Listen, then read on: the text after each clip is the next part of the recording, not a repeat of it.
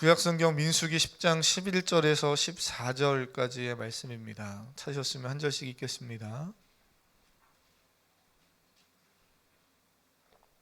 10장 11절에서 민수기 10장 11절에서 14절까지만 읽겠습니다. 둘째 해 둘째 달 스무 날에 구름이 증거의 성막에서 떠오르매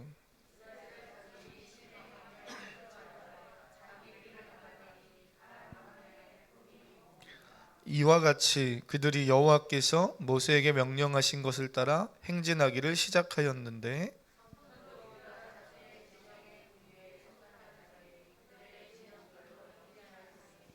유다 군대는 암미나답의 아들 나손이 이끌었고. 아멘.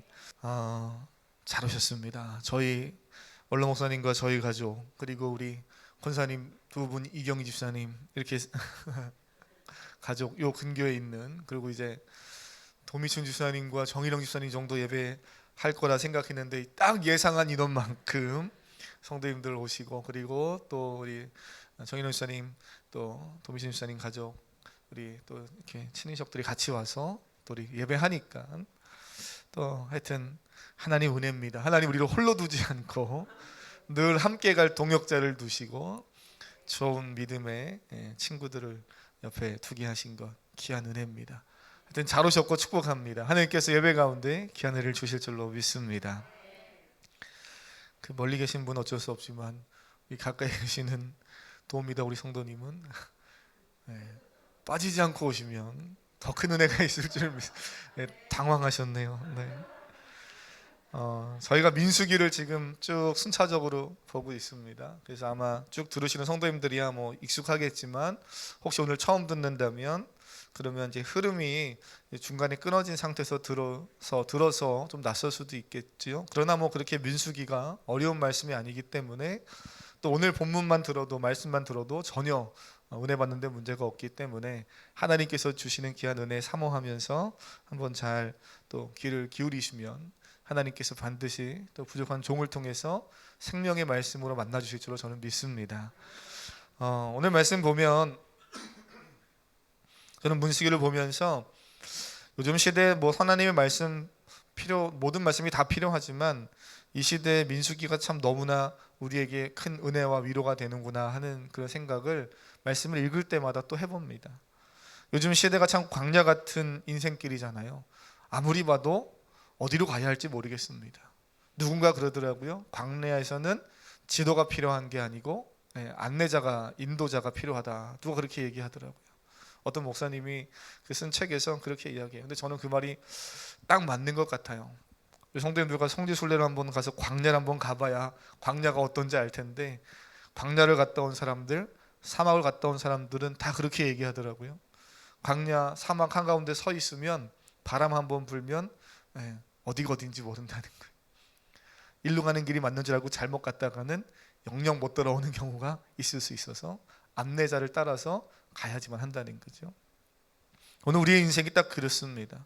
어디로 가야 할지, 뭘 하면 우리의 삶을 그래도 끝까지 안정적으로 성공하며 살 수 있을지 참 모든 것이 막막해 보이는 그런 시대지요. 지난 민수기 말씀을 지난 주일에 나누면서 저는 1장 1절의 말씀을 잠깐 언급하면서요, 민수기가 시작되는 그 날짜에 대해서 말씀을 드렸습니다. 민수기가 언제, 지금 어디서 시작되고 있는가를 보실 필요가 있어요. 민수기 1장 1절을 보면 둘째 달 첫째 날, 어렵게 써져 있지만 지난 주일날 뭐라 그랬습니까? 2년, 그죠? 2월 1일, 이거를 이렇게 어렵게 이제 복잡하게 써놓은 것뿐이에요. 민수기는 지금 애굽에서 출애굽한 이후에 1년이라는 시간이 지나고 2년째 되는 1월 그 시점에 2월 그 시점에 지금 광야에 있습니다. 시내 광야에서 회막을 치고 있는 상황이에요. 그것이 민수기의 시작입니다. 재미난 사실은 오늘 민수기 10장 10절 한번 다시 올라가서 민수기 10장이요 10장 11절 다시 보시면 또다시 한번 시간의 정보를 우리에게 날짜에 대한 정보를 주는데 언제입니까? 둘째 해 그렇습니다. 둘째 달 스무 날입니다. 그러니까는 2월 둘째 날 뭐냐 1일에 출발 민수기가 시작이 돼서 오늘 10장에 오면 그 둘째 달 2월 20일쯤인 거죠. 그날에 오늘 11절에 보니까 구름이 증거의 성막에서 떠올랐고, 우리가 잘 아는 그냥 성막입니다. 성막. 그 광야에서 텐트를 치고 하나님의 법궤를 모셨던 그 성막, 거기서 이제 구름이 떠오르고, 12절을 눈으로 보시면 그들이 이스라엘 백성들이 시내 광야에서 그때 이제 출발하기 시작합니다. 한마디로 말하면 애굽 땅에서 나온 이스라엘 백성들은 하나님이 약속하신 가나안 땅으로 바로 가지 않고요, 출애굽한 지 2년 2월 20일까지 아직 출발하지 않았다는 거예요. 대략적으로 지금 오늘 2년 2월 20일이니까 꽤 오랜 시간을 머물러 있었던 거죠. 우리가 읽은 본문은 어떻게 보면 정확하게 이야기하지 않는 부분들이 있어서 출애굽기를 좀 같이 좀 살펴보시면, 애굽 땅에서 홍해를 건너서 이스라엘 백성들이 3개월 정도의 시간이 지난 후에 시내 광야에 도착합니다. 그러니까 하나님이 약속하신 대로 애굽 땅에서 나와서 한 3개월 지나서 시내산 밑에, 그래서 시내 광야, 거기에 이렇게 머물러 있기 시작해요. 출애굽기 19장 1절에 보니까 이스라엘 자손이 애굽 땅을 떠난 지 3개월이 되던 날 그들이 시내 광야에 이르니라, 이렇게 말합니다. 이스라엘 백성이 출애굽기 19장에서 시내 광야에 도착했다는 말씀이 나오고, 그 이후에 출애굽기는 더 이상 장소의 이동이 없습니다. 이거 하나 꼭 기억해 두세요. 출애굽기 19장에서 이스라엘 백성들이 시내 광야에 도착한 이후에 출애굽기는 아직도 많이 남아 있습니다. 내용이 19장 이후에 출애굽기의 내용이 계속 40장까지 흘러가는데, 그때까지 그들의 장소가 이동되지 않아요. 시간은 당연히 흘러가겠죠. 시간은 흘러갈 수밖에 없는 거니까요. 시간은 계속 흐릅니다. 그런데 그곳에서 장소는 이동하지 않습니다. 성경을 조금 읽어보신 성도님들이라면 모세가 시내산에 올라가서 하나님께 십계명을 받죠. 그죠? 그게 이제 19장 이후입니다. 올라가서 십계명도 받아요. 그리고 그곳에서 하나님의 음성을 들으며 성막을 어떻게 지어야 될지를 출애굽기 후반부에 쭉 기록합니다. 그래서 조금은 성경을 읽으실 때 지루하고 조금은 재미없게 느껴지는 그러한 구절이 이제 출애굽기 그 성막 부분에 해당하죠. 후반부에. 그러한 은혜로운 장면이 있는가 하면, 모세가 산 위에 올라가 있는 동안에 산 아래서 이스라엘 백성들은 모세가 속히 내려오지 않는다는 이유로 금송아지도 만들고요, 우리를 인도하여 낸 하나님이 바로 이 금송아지다, 이런 이야기들을 하면서 심각한 죄를 범하는 모습도 나옵니다. 그 이후에 하나님의 명령대로 모세는 또 산에 내려와서 둘째 해 첫째 달 초하루에 성막을 세웁니다. 다시 말하면 2년째 되는 해 1월 1일에 성막을 세워요. 그리고 오늘 민수기는 그 둘째 해 2월 1일에 민수기가 시작이 되죠. 이제 이런 흐름이 있습니다.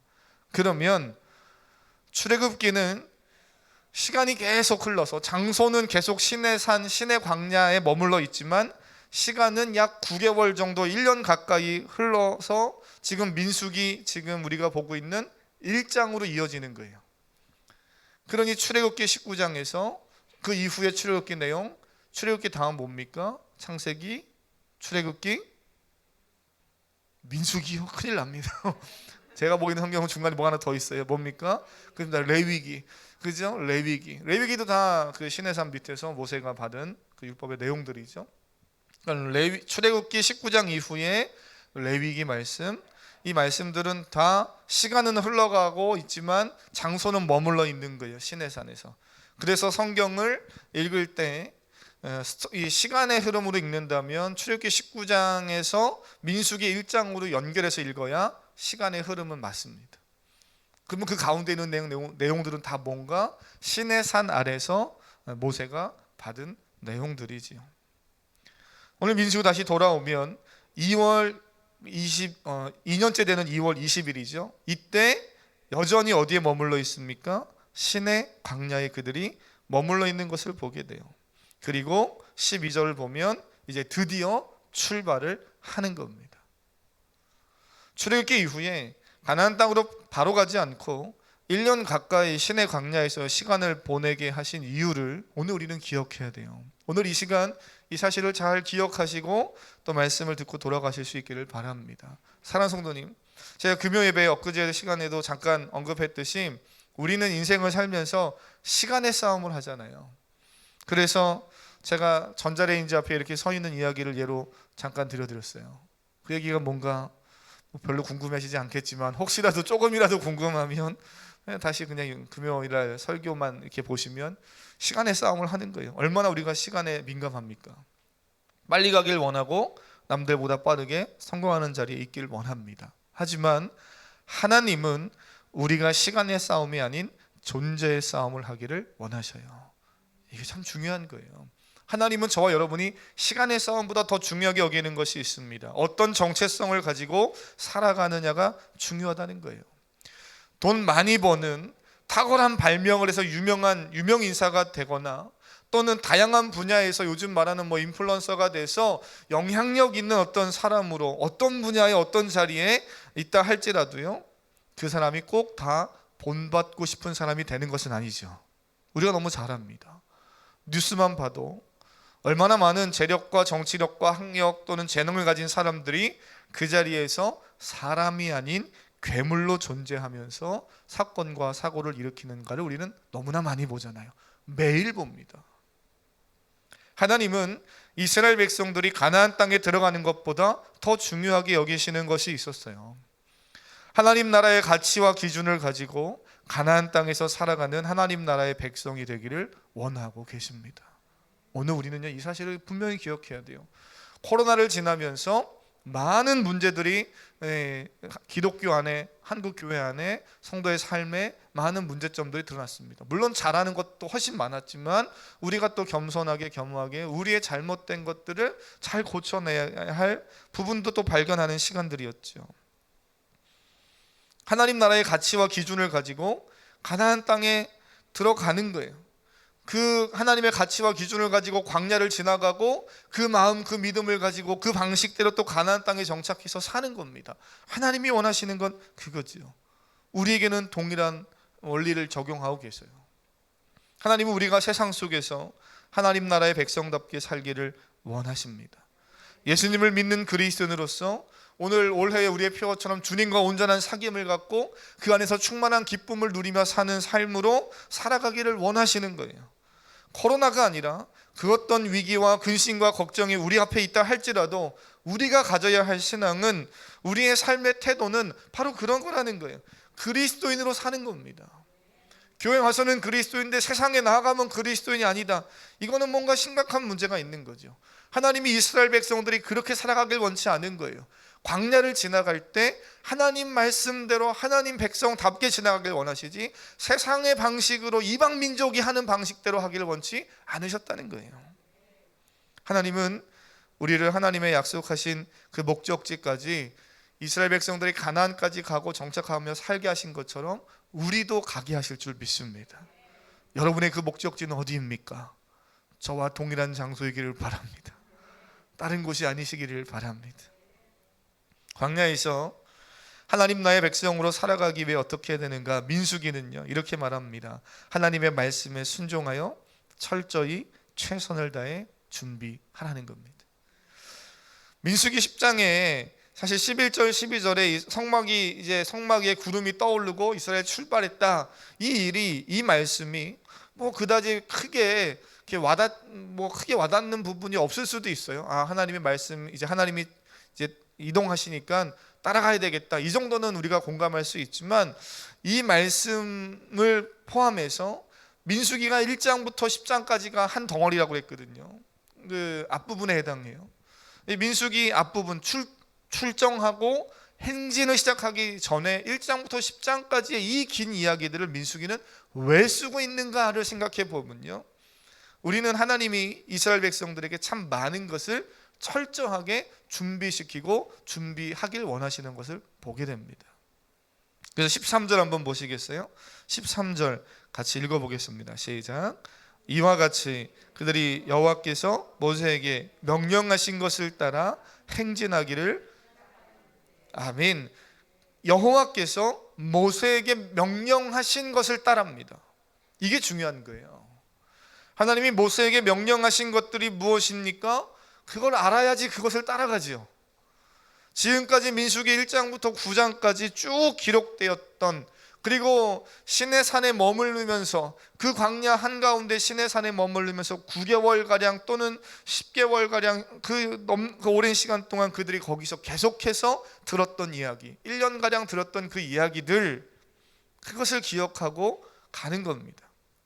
그 행진하는 모습이 오늘 우리가 읽진 않았지만 14절까지만 읽었는데요, 선두로 유다 자손의 진영이 이제 행진을 시작해요. 유다의 군대로 표현하고 있죠. 출애굽하고 애굽민으로 나와서 사실은 오합지졸이에요. 그런데 하나님은 민수기에서 그들을 군대로 이제 묘사하면서 행진하게 합니다. 그렇게 행진하는 유다 자손, 그리고 이어서 15절에 이스하갈, 16절에 스불론, 이러면서 12지파가 순서대로 이제 광야에서 시내산에서 이제 행진을 하기 시작합니다. 그게 오늘 10장의 내용이에요. 잘 생각해 보세요. 하나님의 말씀대로 철저하게 준비되고 그 말씀을 기억하지 않으면 남자만 60만 명입니다. 전체 인원 다 하면 250에서 300만이 좋게 넘는다고 말씀드렸죠. 하나님이 어떻게 하라고 하신가, 직임도 주셨고 지파대로 어디 위치에 서라고 이야기하셨고 어떻게 출발하라고 다 말씀해 주셨어요. 또 하나님과 동행하기 위해서 어떻게 거룩을 지키라고 다 이야기했습니다. 근데 그거 다 까먹고 출발하면서 앞에서 나팔 부니까 그냥 오합지들 막 죽고 막 다 일어나서 그냥 엉망진창으로 막 내가 먼저 가겠다고 뒤따라가다가는 애굽에 죽는 거 아니냐고 막 이러면서 오합지졸, 그러면 60만 명, 300만 명, 이 행진이 되겠습니까? 안 되겠습니까? 엄청난 이 행렬이 시끌벅적 난리도 아닐 거예요. 그런데 그들이 행진을 시작합니다. 그리고 우리가 잘 알듯이 가나안 땅까지 들어가서 여호수아와 함께 가나안 땅을 정복합니다. 할렐루야. 하나님의 말씀대로 철저하게 준비되어져서 결국에는 하나님의 역사를 경험하는 이스라엘 백성으로 그들이 한 걸음 한 걸음 가는 것을 보게 되지요. 예전에 여기 남자 성도님들은 무술 영화를 다 한두 편씩은 보셨을 거예요. 예전에 보셨던 무술 영화 한두 편씩 이렇게 떠올려 보시면 싸움을 하나도 하지 못하는, 맨날 친구들한테 막 이렇게 얻어맞던 평범한 소년이 무림의 고수를 찾아서 제자를 받아주십시오 이러면서 찾아가잖아요. 그리고 무릎 꿇고 나는 너 같은 제자를 둔 적이 없다. 그러니까 문 밖에서 뭐 하루 이틀 비를 맞으면서 막 기다립니다. 못 이기는 척 내가 너의 스승이 되어주마 그러면서 받아주잖아요. 그런데 그 이후에 배우고자 하는 무술은 하나도 안 가르쳐주고 맨날 빨래만 시키고 물 길러 오라고 그러고 청소시키고 뭔가 굳은 일을 막 피곤하게 막 시켜요. 그래도 성실히 한 달, 두 달, 그러니 주인공이겠죠. 이제 그 주인공이 한 달, 두 달, 세 달, 네 달 그렇게 열심히 성실히 일합니다. 그 몸에 뭔가를 막 계속 익히고 있는 거죠. 정작 본인은 모르지만 이제 시간이 지나면서 짜증이 나요. 내가 이거 하려고 여기 왔나? 그래서 스승 앞에 불평과 짜증을 내면서 대들다가 스승이 드디어 기본기를 한번 볼까 하면서 이렇게 상대를 해주면 나도 모르게 이 몸에 배어있는 그러한 훈련되어진 그런 모습들이 이렇게 나오는 그런 영화의 장면들 보셨습니까? 제가 딱히 뭐라고 얘기할 수는 없고 그런 영화 그런 무술 영화 많이 봤잖아요. 그래서 이 제자는 자기가 빨래하고 물 길러오고 청소하는 일상의 일들이 무술을 배우기 위한 어떤 기본기를 스승이 시키는 건지 알지 못하고 불평했던 거예요. 그러나 어느 정도 그 기본기가 되니까 그때부터 이제 본격적인 훈련에 들어가서 또 무림의 고수가 되잖아요. 성경 얘기하다, 무림의 고수 얘기하다. 하여튼 사랑하는 성도님, 잘 생각해 보세요. 이스라엘 백성들에게도 하나님은 그들이 광야를 통과해서 가나안에 들어가는 것 원하시는 거지만 그 목적이긴 하지만 그것만이 전부는 아니라는 거예요. 그들이 그렇게 들어갈 수 있도록 이 시내산에서 1년 가까이 머물면서 그 시내 광야에서 계속해서 기본기를 익히는 겁니다. 1장부터 9장까지가 다 그 이야기예요. 어떻게 하나님 앞에서 거룩함을 유지해야 되는가, 어떻게 살아가야 되는가. 직임은 뭔가, 이동하라고 하면 레위인들은 어떻게 장막을 걷어야 되고 일반인들은 또 어떻게 지파별로 이동해야 되는가, 이런 것들을 다 이야기해 준 거죠. 그 말씀대로 기본기를 놓치지 않고 또 이들이 광야에서 훈련하면서 가면 하나님이 기뻐하시는 모습으로 광야도 통과하고 가나안 땅도 들어가고요, 가나안 땅에 들어가서는 또 거기서 또 이방 민족과 싸워서 정복하는 일들을 승리하게 되는 줄 믿습니다. 그렇게 하나님은 이스라엘 백성에게 말씀하신 것을 그 이스라엘 백성들이 철저하게 잘 지키고 준비하기를 원하셨습니다. 그럼 오늘 우리는 어떻습니까? 오늘을 살아가는 우리도 하나님이 저와 여러분에게 주신 말씀이 있습니다. 우리는 흔히 성경이라고 말하죠. 하나님의 말씀 통해서 우리에게 주신 하나님의 명령을 잘 붙잡고 그것을 최선을 다해서 지켜가는 삶을 살아가야 하는 줄로 믿습니다. 왜 그렇게 교회만 가면 목사님들이 말씀을 읽으라고 하고 말씀을 좀 이렇게 따라서 살아보라고, 묵상하라고 하고 순종하라고 하고 말합니까? 사람에게 순종하고 교회라는 조직에 순종하라는 게 아니라 하나님의 말씀을 따라 살아가는 것이 성도의 삶이기 때문에 말씀에 귀를 기울이고 말씀을 삶의 중심에 두고 따라가 보라는 거예요. 그러면 내가 혼자 힘으로 살아갔던 삶의 방식과는 다른 하나님의 인도하심을 경험하게 되고 그 은혜와 그 삶의 방식을 경험한 사람, 그 성도는 결코 하나님을 떠날 수 없습니다. 저는 이 사랑하는 성도님들이 또 성도님들의 자녀들이 그렇게 하나님의 말씀을 떠나지 않는 믿음의 사람들 될 수 있길 바랍니다. 제가 보면 이런 학생들이 있어요. 너 교회 재미없는데 왜 오니? 교회 오지 마. 농담으로 막 이렇게 놀리면서 이야기하면 아니에요, 저 교회 가는 거 재밌어요. 그러면서 오늘 주일학교 아이들이 있어요. 청년인데 야, 너 청년회 때 막 회장도 하고 리더도 하고 돈 벌어서 선교 가는데 다 쓰고 막 이러면서 살아도 나중에 이제 결혼할 때 되면 야, 너 결혼할 때 되면 신앙이 많이 다들 떨어지는데 너도 신앙 떨어지지 않을까 목사님 걱정된다. 그러면 걱정하지 마십시오. 그러면서 절대 말씀 안 떠나겠습니다. 이런 친구도 있어요. 그들은 왜 그렇게 말하는 겁니까? 경험을 해본 거예요. 내가 신앙생활을 하면서 하나님과 동행하고 하나님이신 은혜가 어떤지를 경험해본 성도는, 그러한 학생, 그러한 청년들은 결혼을 하든 아니면 인생을 살면서 어떠한 일을 만나든 그걸 놓치지 않는 거예요. 내가 이걸 놓치면, 하나님을 놓치면 나에게 엄청난 손해가 있다는 것을 아는 겁니다. 사랑하는 성도님, 저는 그 은혜를 좀 맛보는 우리 성도님들 또 우리 자녀들 될 수 있기를 기도합니다. 그리고 함께 기도해 주시기를 바랍니다. 분명 하나님이 함께 하시고 하나님이 일하실 겁니다. 이런 생각이 한 가지 들어요. 분명 하나님 함께 하시고 하나님이 일하실 것인데 뭐 우리가 이렇게 최선을 다해야 되나? 그냥 적당히 놀러 갈 때 좀 놀러 가고 좀 쉴 때 쉬면서 예배도 좀 적당히 하면서 하면 되지 꼭 뭐 최선을 다해서 예배해야 되는가? 오늘 같은 명절에 좀 하루 빠져서 가족끼리 그냥 예배하고 끝내면 되지 또 뭐 이렇게 나와서 예배해야 되는가? 나는 왜 또 반주를 맡아가지고 봉사를 맡아가지고 나는 또 왜 안내를 맡아가지고 또 여기 나와서 있는가? 아마 이런 분들은 아무도 안 계실 거예요. 왜 최선을 다해서 예배합니까? 하나님을 믿는 학생이라면 하나님을 신뢰함으로 최선을 다해 내가 해야 할 일을 할 때 하나님이 또 내가 최선을 다해 준비하는 그곳에 놀라운 하나님의 역사를 나타내 보여주시기 때문이에요.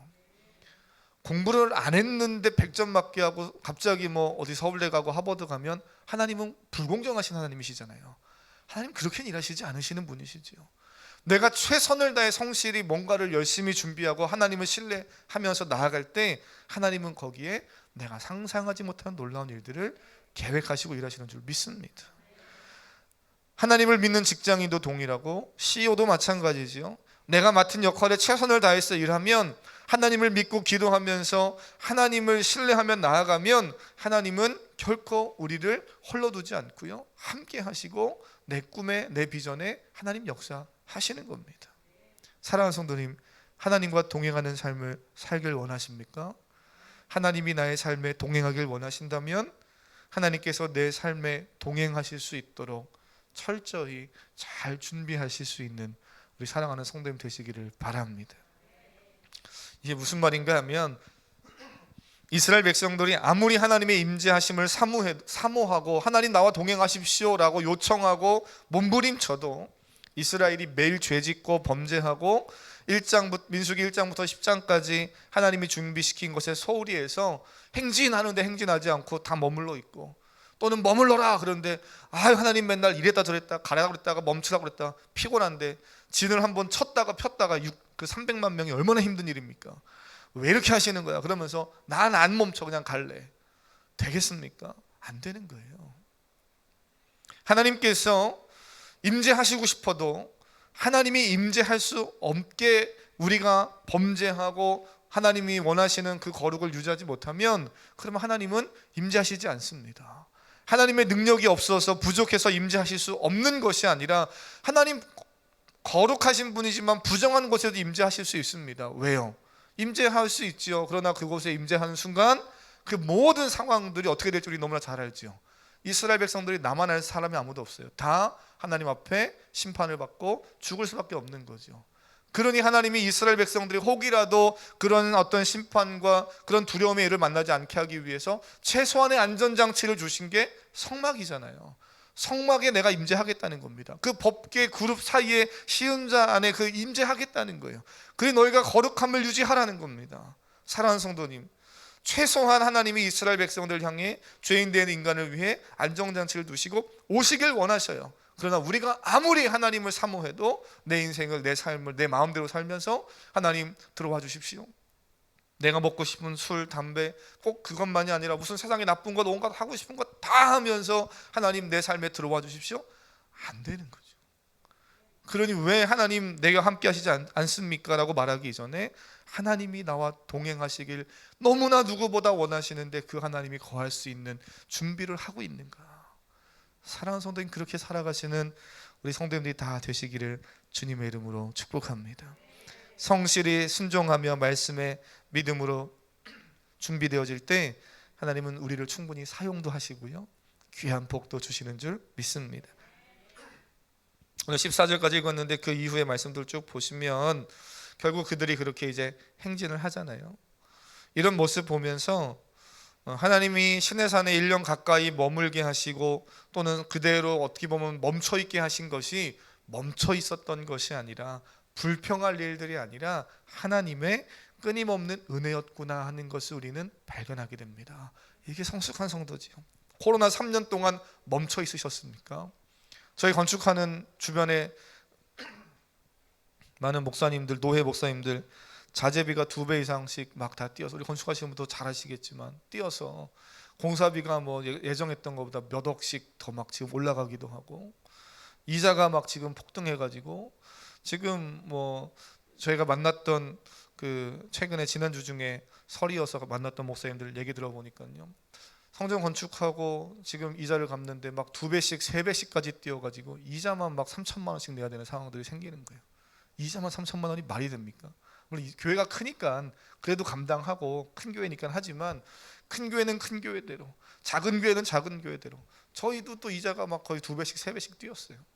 그러나 하나님께서 이것을 우리가 불평할 것이 아니라 정체해 있는 것 같고 퇴보하는 것 같고, 왜 하나님 이것을 빨리 개선시켜 주지 않는 것 같냐고 불평할 수 있는 상황이지만, 우리가 기억해야 될 것은 나는 멈춰 있는 것 같으나 시간은 흘러가고 시간을 주관하시는 하나님은 지금도 일하시는 줄 믿습니다.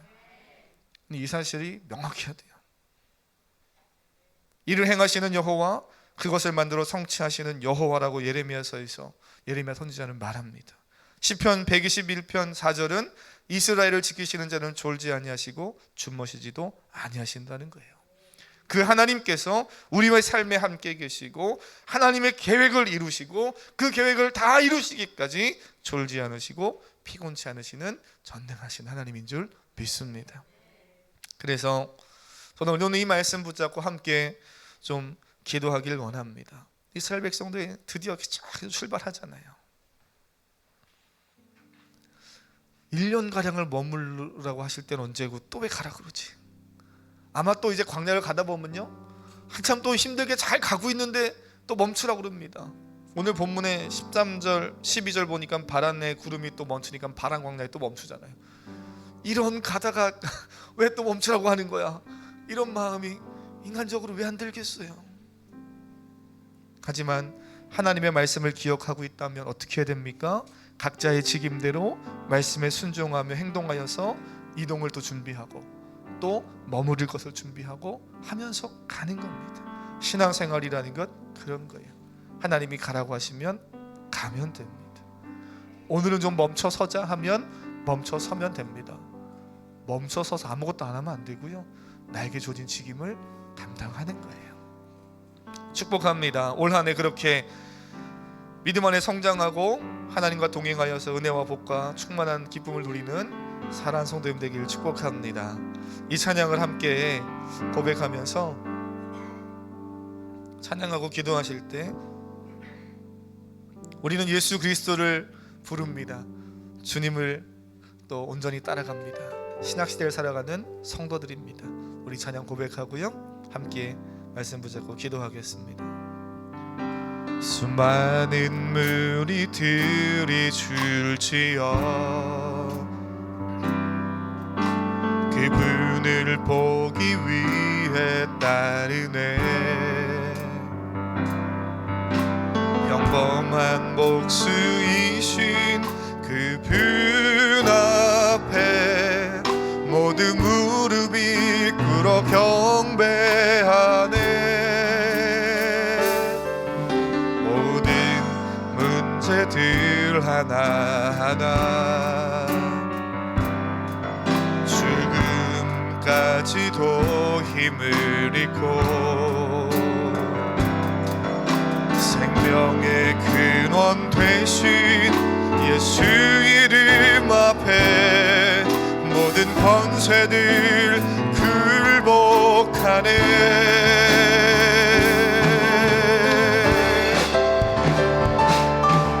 예수 이름 높이세. 능력의 그 이름 예수 이름 높이세. 구원의 그 이름 예수 이름을 부르는 자, 예수 이름을 믿는 자, 예수 이름 앞에 나오는 자 복이 있도다. 이절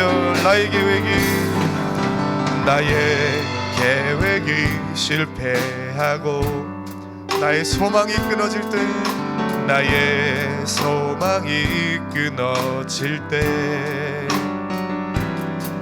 삶의 주관자 되신 그분 앞에 나의 무릎을 꿇어 경배하네. 나의 삶을 그분 길 때 비로소 나의 마음 평안해. 구원의 반석 되신 예수의 이름을 소리 높여 찬송하네. 예수 이름 높이세. 예수 이름 높이세. 능력의 그 이름 예수 이름 높이세. 구원의 그 이름 예수 이름을 부르는 자, 예수 이름을 믿는 자, 예수 이름 앞에 나오는 자 복이 있도다. 우리 한 마지막으로 선포합니다. 예수 이름 높이세. 예수 이름 높이세. 능력의 그 이름 예수 이름 높이세. 구원의 그 이름 예수 이름을 부르는 자, 예수 이름